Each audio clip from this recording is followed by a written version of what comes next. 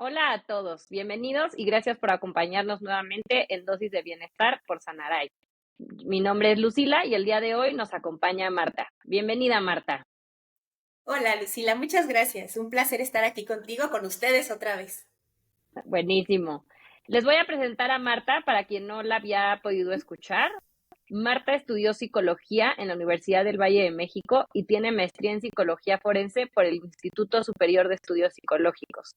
También está estudiando un diplomado sobre trastornos de la conducta alimentaria. Ella es parte del equipo de psicólogos de Sanaray.com y estamos muy emocionadas de tenerla hoy con nosotros para este episodio. Muchas gracias. Bueno, Marta, ¿qué vamos a hablar en el episodio de hoy? Hoy vamos a hablar justo de este tema, trastornos de la conducta alimentaria. Es un tema que no es fácil, es un tema muy difícil y mucho más para las personas que tienen este tipo de trastorno. Entonces, ¿qué te parece que empecemos pues un poco por la definición general, ¿no? ¿Qué son estos trastornos? ¿Cuáles son los más comunes? Y que nos puedas ir contando. Sí, claro. Bueno, sí es un tema complicado, pero precisamente es importante hablar de él, porque es muy grave y de pronto se mantiene como mucho en secreto y es más común de lo que nos imaginamos. Entonces hay que hablar de estos temas, aunque sean un poquito complicados. Bueno, ¿qué son los trastornos de la conducta alimentaria? Los vamos a conocer como TCA, es común. Cuando escuchemos TCA, estamos hablando de trastornos de la conducta alimentaria. Y me gustaría empezar por definir lo que es un trastorno. Un trastorno es un patrón de comportamientos, pensamientos y emociones que nos alejan significativamente de lo que se considera saludable. Entonces, cuando hablamos de trastornos de la conducta alimentaria, son estos pensamientos, conductas y emociones que te comento relacionados con nuestro cuerpo y cómo nos relacionamos con la comida. Sí causan, no es como que te diga, no, causan tristeza, preocupación, no, va mucho más allá. Causan sufrimiento, causan angustia, pueden ser incapacitantes en la vida de las personas y sí tienen consecuencias graves y tienen consecuencias emocionales, sí, físicas también. Entonces, bueno, es algo un poquito complicado de explicar, pero va más o menos por ahí de manera general. Ok, Hay diferentes trastornos de la conducta, sí son varios, pero vamos a abordar tres que serían como los más comunes, ¿si te parece? perfecto, claro que sí. Ok, Lucila, bueno, vamos a hablar primero de lo que es la anorexia nerviosa. ¿Cuál sería la característica principal de este trastorno? Es que la persona se autopercibe de una manera, digamos que alterada. Es decir, se puede percibir con sobrepeso aún estando extremadamente delgada. Y es real, ¿no? O sea, a veces decimos, ay, son ideas. No, ella realmente se siente así. Entonces, ¿qué es lo que pasa? Que hay una restricción muy importante de comida. Pueden llegar a dejar de comer durante días incluso, o comer, no sé, por decirte un ejemplo, una manzana al día. O sea, así de fuerte. Y regularmente, a la par, hacen muchísimo ejercicio, pero muchísimo, o sea, de una manera compulsiva, de una manera no saludable. Digamos que sí son conscientes es decir, dejan de comer voluntariamente, son conscientes de eso, pero lo que sí no son conscientes es como de todas las consecuencias de dejar de comer, ¿no? Es como, ok, Ok, quiero bajar de peso, dejo de comer y ahí se quedan, pero no se dan cuenta del grave daño que se están haciendo, que es, bueno, te comento que este trastorno tiene la tasa de mortalidad más alta en los trastornos de la conducta alimenticia. Entonces, bueno, pues es algo delicado, muy grave. ok. ¿Sí? Eso con respecto a la anorexia nerviosa. Vamos a platicar ahora un poquito de la bulimia nerviosa. La bulimia Bulimia nerviosa. nerviosa, sí, tiene una. Sí, La característica aquí va a ser que hay como, se le llama atracones. ¿Qué son los atracones? Son comer una excesiva cantidad de alimento o sea, como un periodo de tiempo muy cortito. Comen muchísimo. Después de ese atracón vienen conductas compensatorias, las vamos a llamar así, o conductas de purga. Y bueno, hay muchas, vamos a mencionar dos que son las más comunes, que sí es, por ejemplo, pues provocarse el vómito o el uso de laxantes. También aquí puede aparecer el ejercicio excesivo, también podría ser, pero es como una pérdida de control con el consumo de alimentos. Después viene una culpa, un malestar, sí hay mucha vergüenza. De hecho, los atracones se dan siempre como en privado, ¿no? Es algo que la persona sabe que no está padre, se avergüenza y lo hace a escondidas. Entonces, después te comento, vienen las conductas compensatorias y de alguna manera estas conductas compensatorias generan pues una sensación de alivio, no por decirte que es algo bueno, ¿no? Simplemente como que les reduce un poquito el malestar, pero en realidad pues igual están afectándose muchísimo. Pero de pronto te digo, no son tan conscientes de todo lo que se están ocasionando. Sí. Sí, ok. Ahora vamos con la tercera que vamos a platicar el día de hoy, que se llama trastorno de atracones. Y aquí vuelve a aparecer Ok, la palabrita atracones. Entonces vamos a ok. profundizar un poquito más, ¿no? Porque dices, bueno, sí, comer mucho, muy rápido, pero ¿qué más, no? ¿Cómo puedo identificar Ujú. que esto ya es un atracón? Bueno, los atracones tienen algunas características como, por ejemplo, la velocidad en la que como. Haz de cuenta, es una velocidad que nosotros no vemos en un restaurante o en una comida familiar. No, o sea, es realmente excesivo. Es súper, súper rápido y una cantidad extrema. No hay una preferencia hacia un tipo de alimento. Puede ser lo que nos encontremos en el refrigerador o en la alacena. Y te digo, es algo que hacemos a escondidas. Viene la pérdida de control, empezamos a comer muchísimo. Si escuchamos como que llega alguien, sí podemos parar, como que si hay un estímulo externo, sí podemos parar, pero si no hubiera un estímulo externo, no paran de comer hasta que se sienten súper, súper mal, o sea, ya por la cantidad de comida. Hay un malestar intenso. Imagínate, en esa cantidad de comida y esa velocidad, pues sí, sí se sienten mal, no solamente físicamente, sino emocionalmente. Otra característica es que no es un hambre física, o sea, no es que realmente yo tenga mucho apetito, ¿no? De hecho, buscamos como la oportunidad de hacerlo cuando nos quedamos solitos, o sea, cuando sí podemos hacer este tipo de acciones. Y por supuesto viene muchísimo malestar, viene muchísima vergüenza, tristeza, vienen un montón de emociones pues muy, muy desagradables. Pero aquí en este trastorno, a diferencia de la bulimia, no hay conductas compensatorias, solamente son los Ok. atracones muy frecuentes. Aquí, bueno, es probable que sí haya un aumento de peso, ¿no? Por las características que estamos platicando, a diferencia de la anorexia, que por supuesto, pues hay una pérdida evidente de peso. Entonces, más o menos son como muy general en las características de estos tres trastornos. Te comento, pues si hay más, entonces siempre va a ser como en todo, ¿no? Nunca autodiagnosticarnos. Es importante que eso lo haga un profesional en el tema, pero bueno, ya ahí podemos cachar a lo mejor algunos puntos que nos llamen la atención. Claro, ¿no? Y como dices, creo que son tres que son pues relacionadas, pero al mismo tiempo diferente y es importante Sí, poder identificar, ¿no? Porque dirían, a lo mejor el único problema es no comer, pero el otro problema es también estos atracones que mencionas. Ahora, claro. nos dejaste muy claro que cuáles son estas tres y por donde me gustaría empezar es, ¿no? Tanto con uno mismo como alguien, ¿no? Externo, ¿cuáles son las señales o qué factores son los que van desencadenando estos trastornos, ¿no? Que podemos ir identificando. Claro, mira, es importante mencionar que son trastornos de origen multifactorial. O sea, sí hay muchos factores que intervienen. No es como que digamos, es esto, ¿no? De pronto se tenía la creencia antiguamente, algo muy, pues como, híjole, muy cruel para las mamás, porque incluso decían, esto es por la mamá. Si tu hijo tiene trastorno de la conducta alimenticia, es culpa de la mamá. Y bueno, la realidad es que no es así. Hay muchos factores que intervienen para que lleguemos a tener un trastorno de la conducta alimenticia. Hay factores predisponentes. ¿Qué quiere decir? Que hay personas que ya por ciertas circunstancias o rasgos de personalidad van a tener una vulnerabilidad, ¿no? Hay personas que estos factores no les ocasionan nada, pero hay algunos que sí.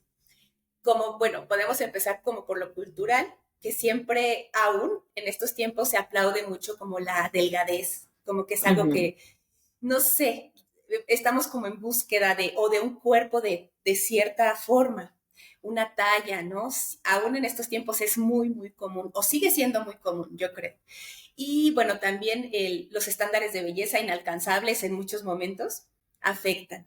En los temas familiares, por supuesto, hay veces que ya hay como antecedentes en la familia de estos trastornos de la conducta alimenticia, ¿no? Que a lo mejor nunca fueron diagnosticados o no eran tan evidentes, pero había ahí temas con la relación con la comida. Y bueno, también temas como la imagen corporal, como rasgos de personalidad, que, por ejemplo, qué tan obsesivos somos o qué tan impulsivos, son temas que nos podrían hacer vulnerables a un trastorno de la conducta alimenticia. Te digo, esto no quiere decir que lo vayamos a desarrollar, pero es como comentar algunas cosas importantes que podrían estar pasando dentro de las personas que lo sufren. Sí. Después vienen factores desencadenantes. Es decir, de por sí ya Ujú. tenía como cierta vulnerabilidad y luego pasan otras situaciones, entonces ahí se precipita la aparición de un trastorno de la conducta alimentaria. Pueden ser cosas muy fuertes como, digo, podemos, no sé, mencionar un abuso sexual en la infancia, un secuestro, la muerte de un hijo, o sea, temas muy fuertes que a cualquiera pues lo rompen en muchos sentidos. Pero también situaciones muy comunes. No sé, por mencionarte una mudanza, obviamente un cambio de país, por ejemplo, la muerte de un ser querido, que bueno, pues la muerte es parte de la vida, pero bueno, son situaciones que también pueden desencadenar. No sé qué más te podría mencionar. Bueno, el tema de la pandemia fue un factor Ujú. importante.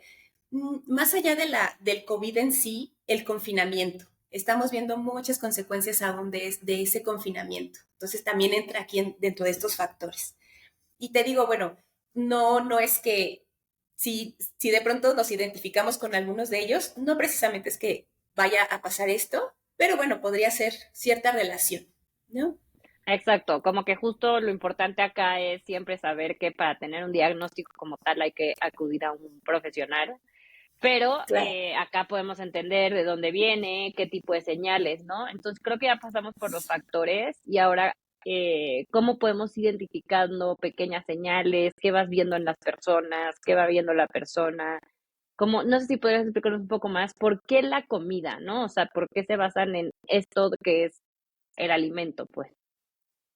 Sí, bueno, híjole, por ejemplo, en la anorexia, ahorita se me viene a la mente, hay cierta sensación de control. Por ejemplo, hay personas que dicen, yo no tengo el control ni de lo que pasa en mi familia, ni lo que pasa en la escuela, ni siquiera lo que pasa en mi cabeza o en mis emociones. Entonces, como que el cuerpo, la comida es algo que podemos ver, algo que es más factible de controlar, ¿no? De alguna manera. Ujú. Entonces, cuando ellos dicen, no como, sienten que tienen el control de algo. Entonces va Sí. relacionado sí con muchas situaciones emocionales, ¿no? La comida, imagínate, es nuestra fuente de vida, nuestra fuente de energía.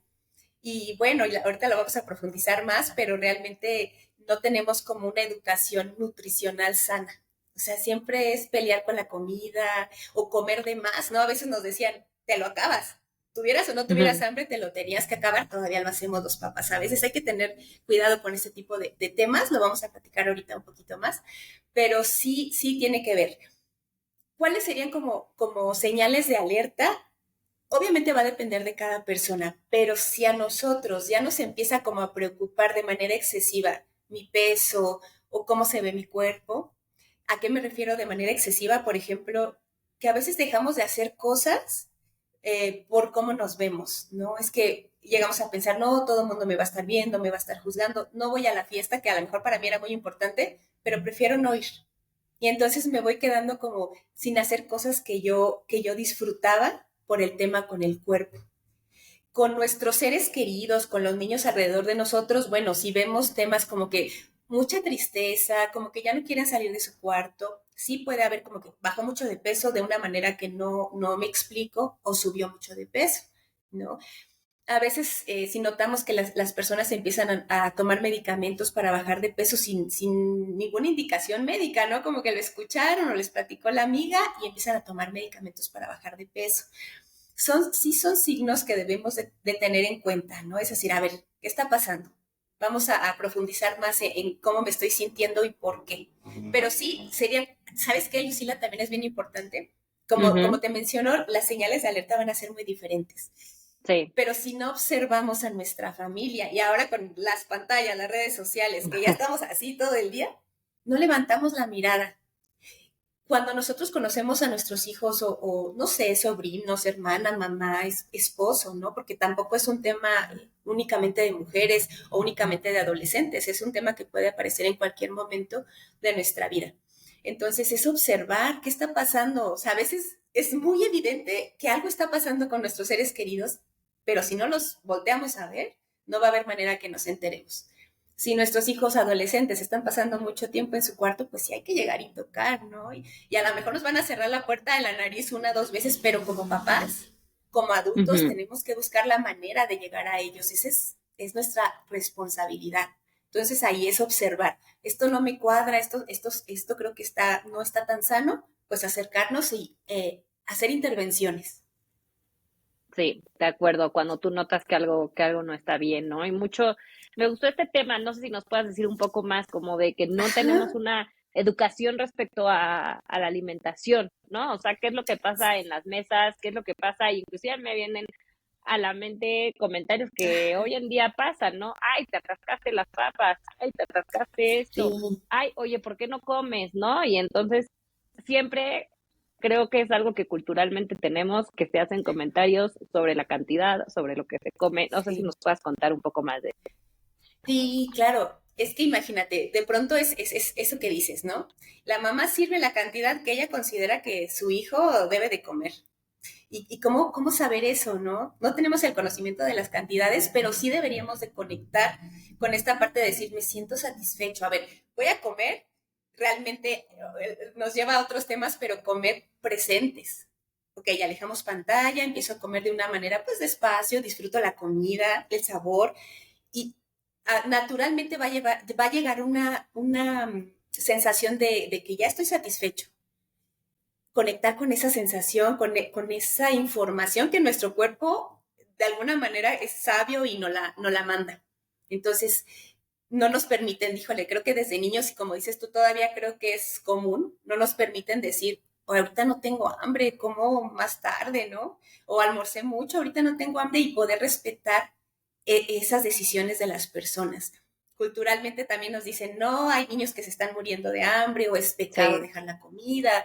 Y de pronto dices, bueno, pero creo que también es bien importante conectar conmigo, con mi saciedad, ¿no? En todos los sentidos, ¿no? Porque a veces somos como, ay, nos pasamos de consumir muchas cosas que ya no lo estamos haciendo de la manera sana.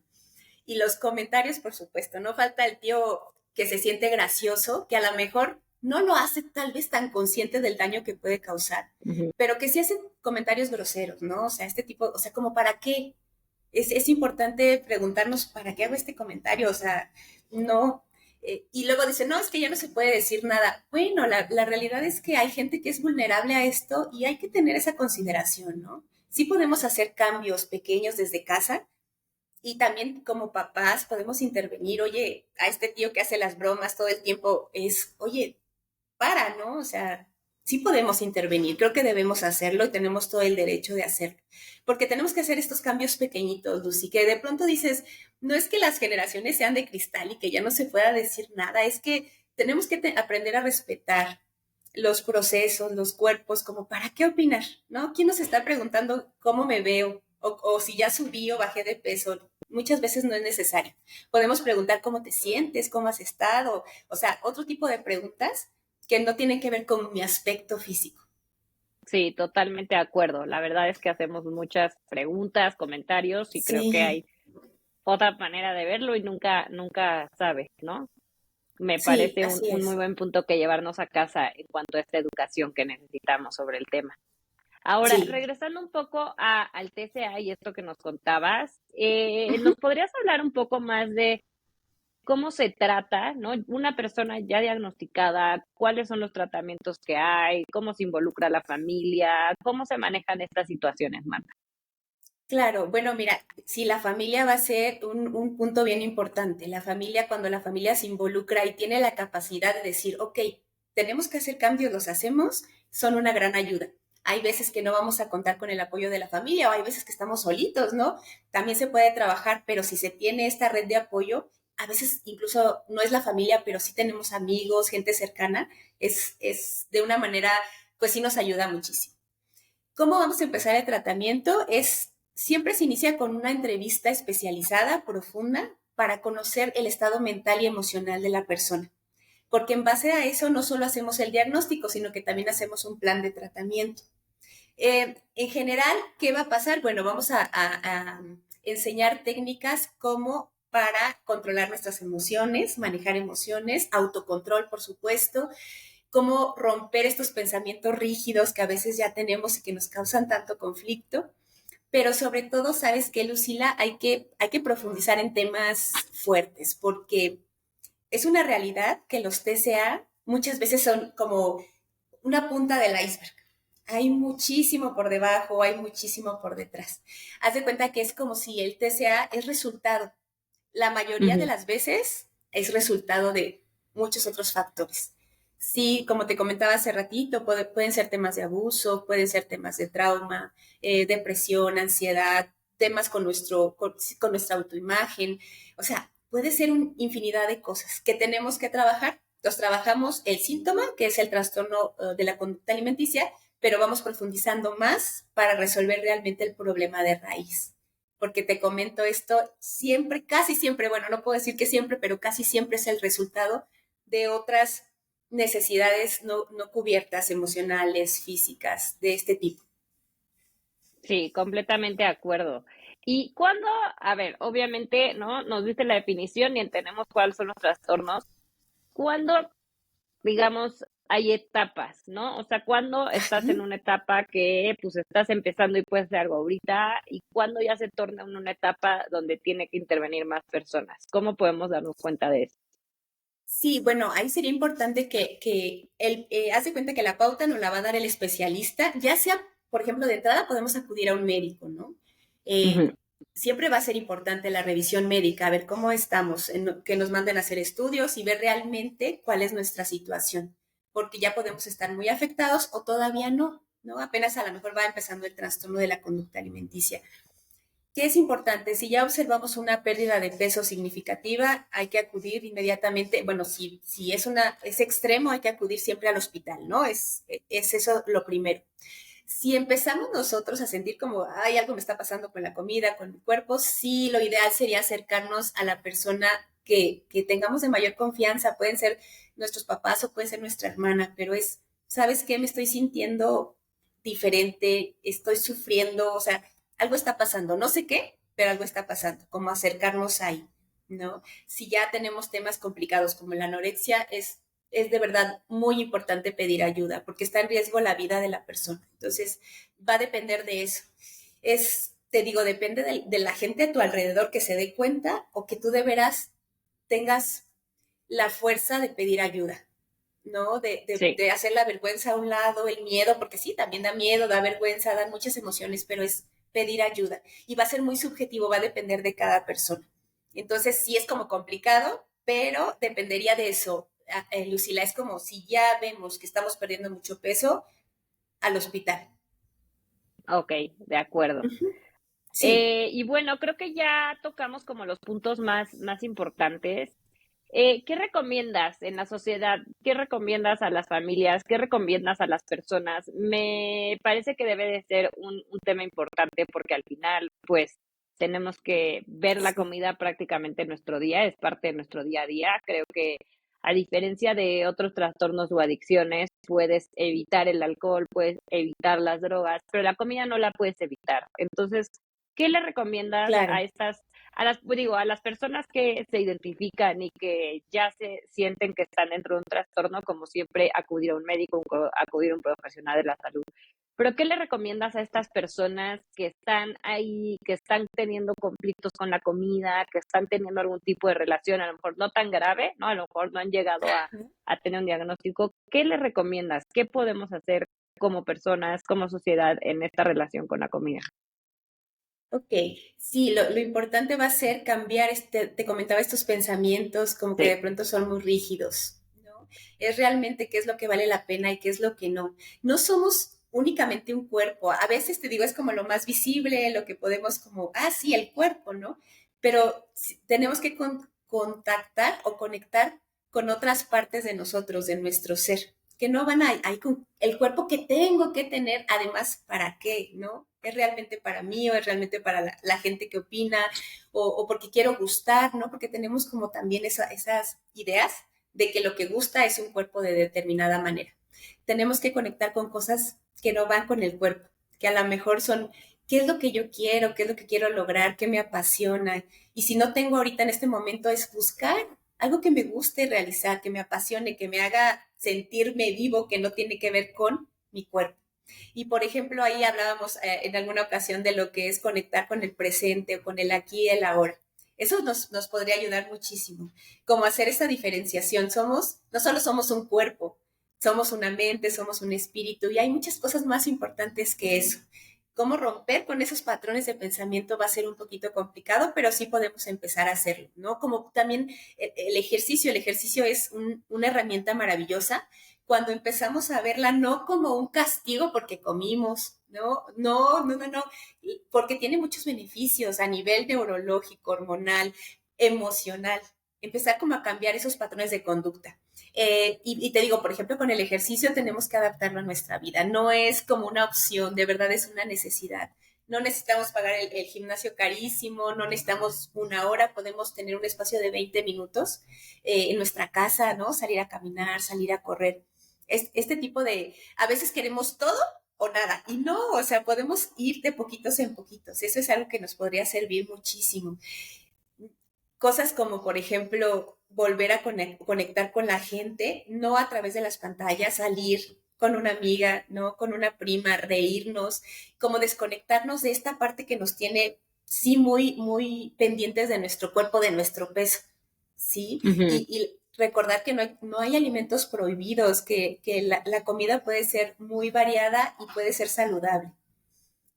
En casa es importante también como papás preguntarnos qué mensaje le estamos transmitiendo a nuestros hijos, porque sí es común, ¿no? La mamá que siempre está a dieta o que siempre se está criticando, que come con muchísima culpa. Ay, sí, tenemos que revisar eso. No somos muchas veces Sí. conscientes, pero estamos dando un mensaje que la verdad no queremos dar. Entonces es eso, como empezar a hacer esos pequeñitos cambios, Lucila. No son así enormes, pero entre más cambios pequeños hacemos, pues ya empezamos a ver los cambios. Muchas veces no vamos a estar motivados, la motivación no va a llegar así de la magia, tenemos que empezar a movernos y poquito a poquito vamos a encontrar esa motivación. Claro, sí, no, yo me acuerdo alguna vez alguien me decía, escucha a tu cuerpo ahorita, Sí, ¿tienes hambre o tienes antojo? ¿No? O sea, de verdad, sí, ¿no? Y también prueba bueno, tienes hambre, come primero algo, ¿no? No tienes por qué atascarte escuchando a tu cuerpo. Esta parte que mencionaste sí, de las pantallas, los celulares, el poner atención, ¿no? A lo mejor por estar distraído en el sí, celular, comiste y después te sentiste mal, o inclusive, o por el lado contrario, a lo mejor por estar distraído y muchas veces pasa de eso en las 8 de la noche y resulta que no comí. Entonces creo que claro. esta parte que mencionabas me parece muy buena, Marta. Sí, Lucila, así es. Pues muchísimas gracias, Marta. Creo que es un tema que nos hacía falta tocar aquí. Sabemos que es un Ok, tema que se vive, que hay que poner atención. Nos llevamos, creo que muchos mensajes muy importantes, Marta. Si alguien de verdad necesita ayuda o se identificó, por favor, busquen a un profesional. Sí es claro. importante que se atiendan. Y pues gracias, Marta, por todo tu conocimiento que nos compartes el día de hoy. No, muchas gracias a ustedes, Lucila, aquí estoy, es un gusto. Un gusto tenerte. Gracias a todos por escucharnos el día de hoy nuevamente en este podcast. Como saben, tenemos muchos episodios. Los invitamos a escuchar el resto de los episodios que tenemos. Si alguien se quedó con ganas de hablar más, de saber más, siempre nos pueden contactar. También a Marta la pueden encontrar en sanaray.com. Pueden tener una sesión con ella. Los invitamos también a que conozcan sanaray.com, a que vean a los psicólogos con los que contamos para que si tienen algún tema, algo que no está funcionando en temas de salud mental, puedan visitarnos, puedan agendar una sesión y puedan empezar a tratarse. De verdad, como decía Marta, así como el ejercicio, tratar tu salud mental no es algo opcional, se tiene que tratar y tenemos que hacerlo todos los días. Así Muchas es. gracias a todos por escucharnos y nos vemos próximamente en otro episodio de Dosis de Bienestar por Sanaray.